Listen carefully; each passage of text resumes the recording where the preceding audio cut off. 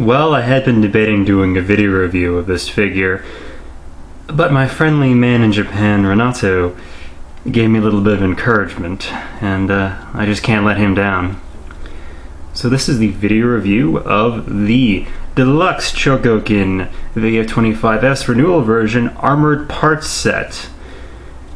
This is actually a web exclusive. Might be hard to get now, but at least I'm doing this review for posterity.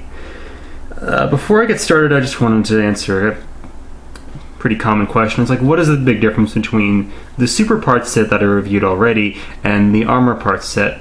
Well, other than them being a completely different set of parts, let me just show you real quick. Here is Here is the Super Parts booster. Here is the Armor Parts booster. As you can see, armor means more stuff.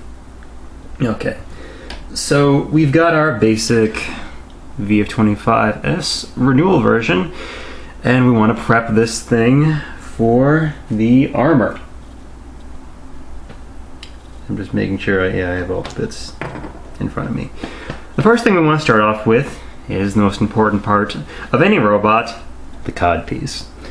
So what you do is you can just pull this thing off, and hopefully not dislodging the whole swing bar mechanism in there. So you just pop this thing off, just a couple of tabs. Now you have a choice. They give you two different cod pieces to replace it with. The difference being is that this one here, as you can see, has a bit of a notch in it. And the reason for this is this is the one you use for the stand adapter and the crotch support piece, because supporting one's crotch is very important. I'm just going to be using this one. I mean, this one is basically identical. It can be left on for transformation. It can be used with all the stand adapters except for the Battroid mode one, but because I need to use the extra support piece, I need to use this cut piece. Okay. Just pops in. Pops in so subtly I didn't know it actually popped in. Okay, so other things, you need to just take off these things on top of the collar area.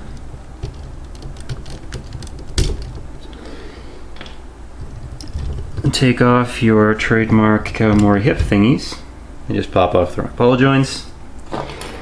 And the last thing that has to be removed are the intake covers. Now, I had speculated way back when I reviewed just this toy that you were going to have to remove the intake covers to put on the beefed up ones for the Super Parts. Now, you didn't have to do this for the Super Parts, and it made that one section of the Super Parts really annoying because they kept falling off. But you do actually have to remove it for the armored parts, so it means that they used a really good idea the second time through. Great. Okay, so we're going to start putting on some of the basics. The parts that are easy to handle on camera. So we need to go full crotch thrust in order to do this. And what you do is you just take this, it's going to slot in right down here. It's going to cup this whole area here, and there's actually a slot in the back. So this was actually done with this piece in mind, or it might have been. And you can see it just goes into the part under here, and now this whole area should be supported when we start putting on, doing the full Monty as far as armor parts. Just so I don't forget, I'm going to do the backpack piece. It's very similar to the last armor parts that I reviewed. Actually, this has a lot more detail on the antenna part here. And this thing just pops in and off. One thing that's nice is that this whole area is a lot more detailed and very vibrant paint. Alright, so this just goes into a couple of holes in the back. Pegs in very easily. Okay, now we are going to do the, well actually let's do the two missile pods for the collar piece. Now I'm just going to show you real quick. It has a lot more detail than the original VF-25S armor, you know, for the toy that sucked. And basically it's got just a lot more little tiny like rivets and stuff. It's got a nice little red line there, and underneath, one thing I'm really happy about is the missiles look much better than the last set. It's done on a piece of black plastic where every missile has some red paint on it and a little bit of white paint around the edge to make it look more like a missile. So that's pretty cool. Also, this has more detailing on it and a little bit of white tampo marking there. And also, like the super part, the whole strut that it moves around on is connected to a part that replaces the top part of the collar area. Okay, so I'm going to do that.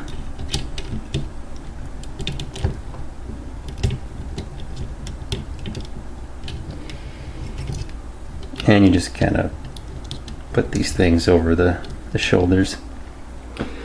And it's starting to look pretty proper. Okay, so next we're going to do hip parts. Now,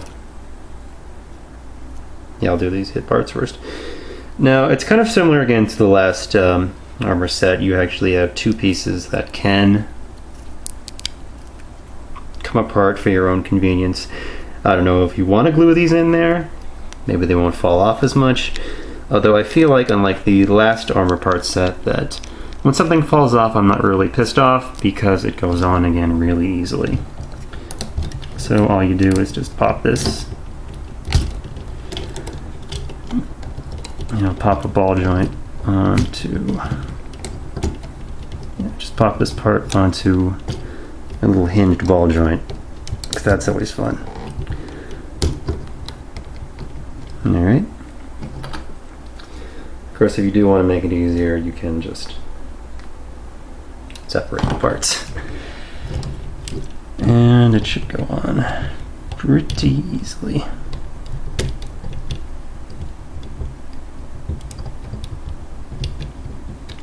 And it should go on pretty easily. Yeah. I don't know if it's a good thing or a bad thing that some of these joints are pretty robust. Alright, gonna stick that on there. Okay, still working on the crotch area. We're gonna do the two beefed up intake covers, and again these have much more detailing, like a little red triangle here, a little black circle there, and this part is hinged. Is that a magnet? I don't know, it might be. And basically there's a tab that goes into the slot that you expose when you pop this on.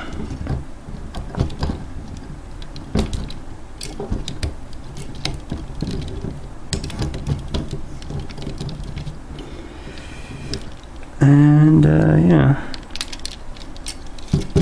it feels like it's on there. We'll see in a minute. Although I have found that on this intake here, let's pop that back, it's a little harder to put this one on and take it off. And unfortunately there's some paint scratching, but I don't think that's due to this part. That's just due to some jerks at the Chogokin Summit that handled my toy very roughly. And you know who you are.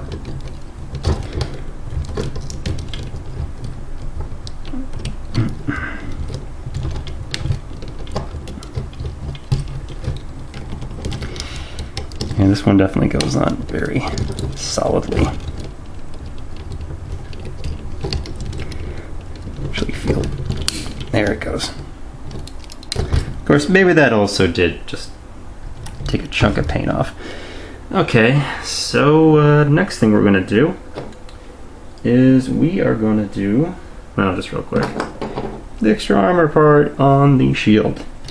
You got a shield for your shield so you can block while you block. Pretty nice. No extra detailing on it, it's just pretty basic. That's actually how it's supposed to look. Alright, so next we're going to do chest plate. Again, a little more detail, a couple little bits here. And then it looks a lot crisper, everything looks really nice. If you're wondering, no, you cannot use the armor from the old toy on this one. All the parts are completely reshaped. Now here's a cool thing about the chest plate. You know, it reveals missiles, but on this side, it's going to hinge this way, and on this side, it's going to hinge. It's going to hinge if I can get my friggin' fingernails in there. There it goes. It's going to hinge that way. Now you may be wondering which way is correct. They both are, because remember, even if you're doing stuff with CG models, you can still be totally inconsistent. They decided that, well, for some shots it looks really good if it hinges this way, and you want to still see the robot's face when these doors are up, but for some shots it needs to hinge inward. So yeah, you get both. But it's pretty easy. You can just pop the door off, and from the bottom there's a, you can see it, but there's a little part that you just push in. And when you push that in, you can just pull the whole plate off. Pull the plate off, and then you can just put in the new part, which has a cutout right here.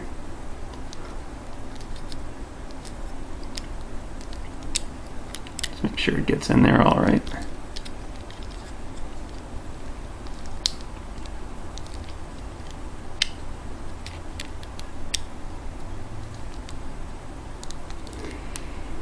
I love it when the toys don't cooperate on camera. Alright, well, I'm gonna just pop that in there and see if maybe now, there it goes. Perfect. And this just connects on there, and you're gonna feel it click into place. Alright, don't expose yourself too much there, Ozma.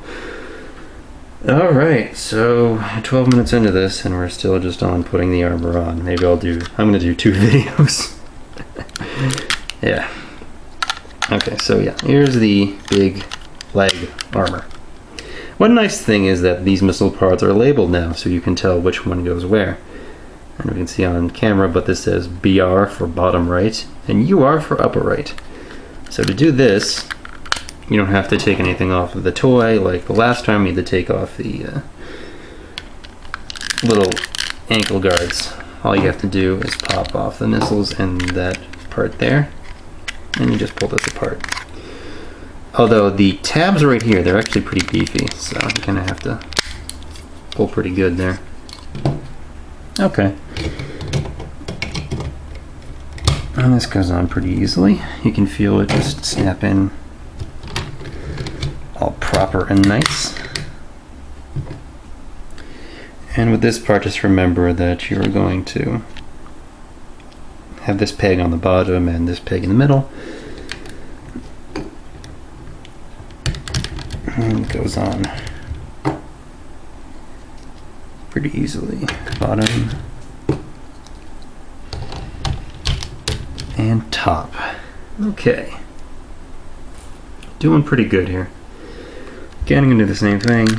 Pop off the missile pods.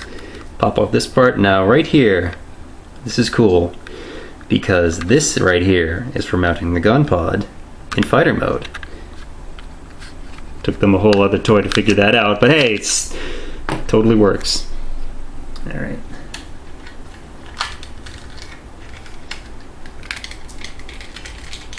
Yeah. It's a little tougher on this one. The pegs are just a little bit thicker, and don't bump the camera. Anyway, so we're gonna pop this on the back here. Goes on nice and smooth. And we're gonna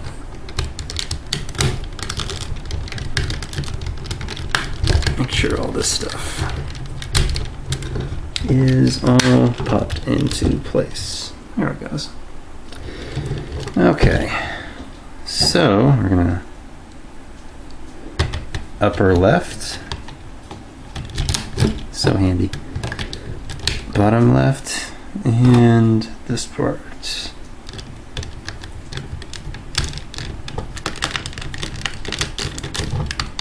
this isn't all the way in there.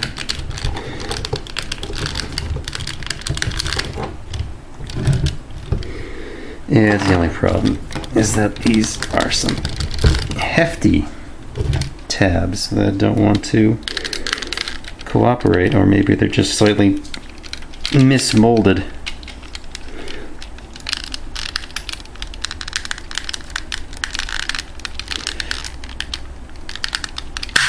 There it goes. It's a nice meaty snap. Okay.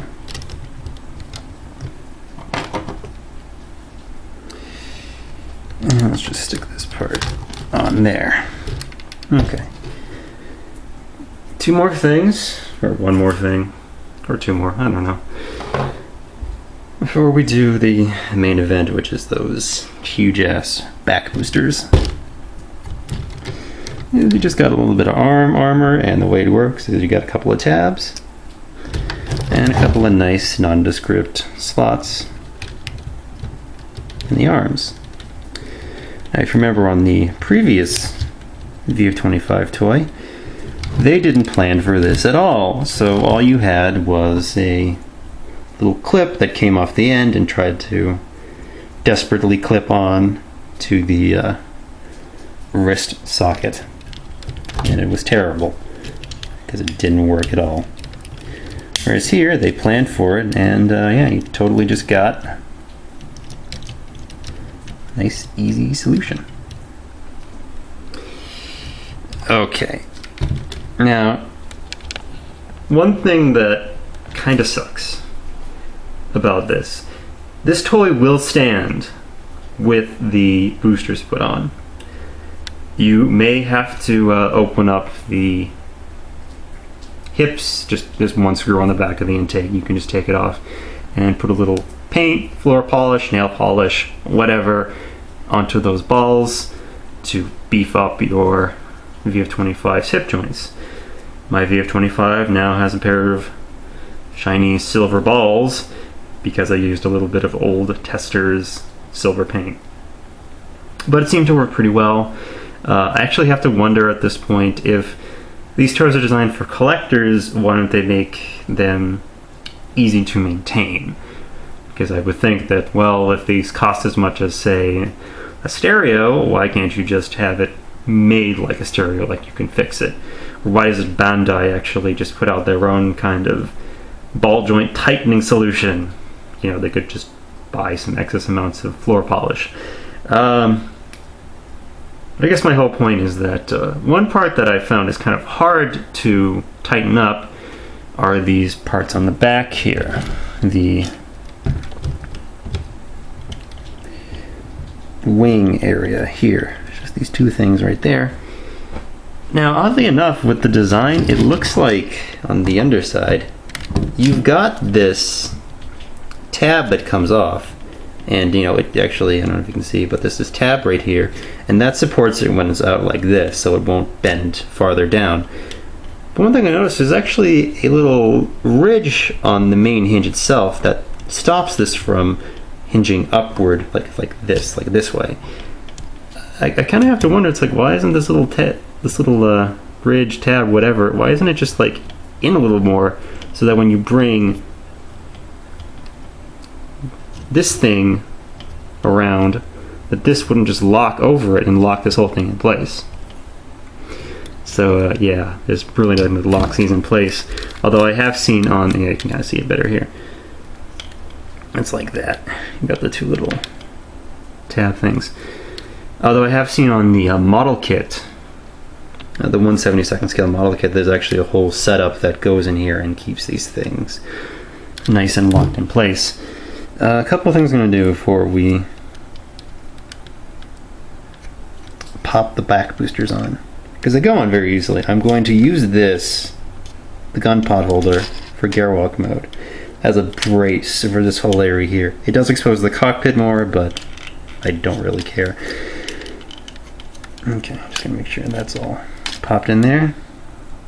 And one more thing, to keep these up, I'm going to do a very simple solution, and I'm just going to use a little piece of note card and just jam it in there.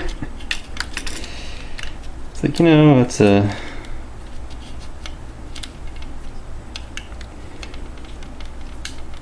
billion-dollar industry, expensive toy design firms beaten by, you know, a note card. Okay, little bits of note card. Maybe those needed to be thicker. I don't really know. Alright. So hopefully that'll help hold up these backwards just a little bit. You could probably put something else in there besides note card. But yeah, just for display purposes, we're going to do this. Okay, so these actually go on very easily. They just pop in, they just kind of snap in near the top of the wing. And that still wasn't quite enough, but I guess I'll make them thicker next time. And just do it on this side as well.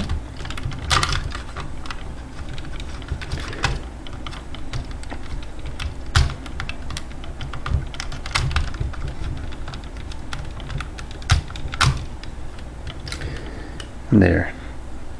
It is all fully decked out, armored VF-25S in Battroid mode.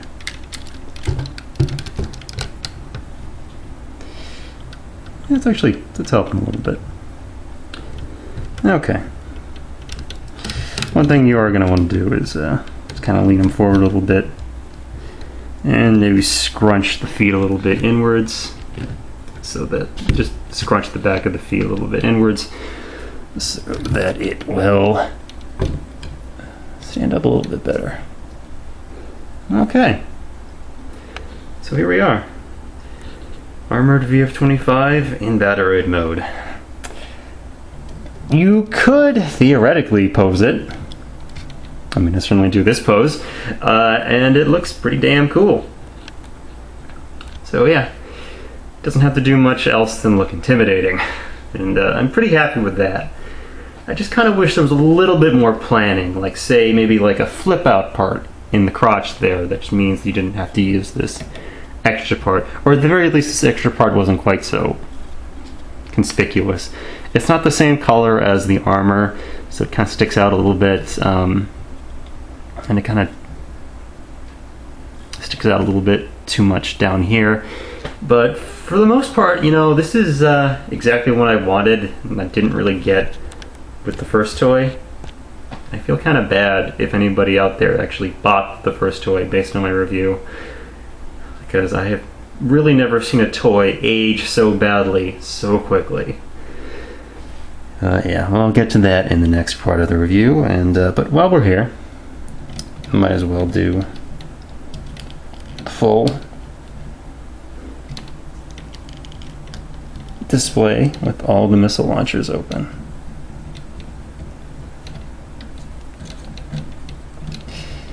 Because that always looks badass. I also have to tighten up the joint in the shoulder here. Yeah, more stuff. It's like, why don't you just make more of these joints with some kind of nut and bolt that you can tighten, or just a screw like an old Studio Half-Life kit. Anyways, so yeah, here we go. VF-25 with all the missiles open, looking pretty cool. And all the missiles look great because they're done with a lot more detail and care than they were on the last toy. Alright, so we're going to come back and we're going to do Gearwalk and Fighter mode.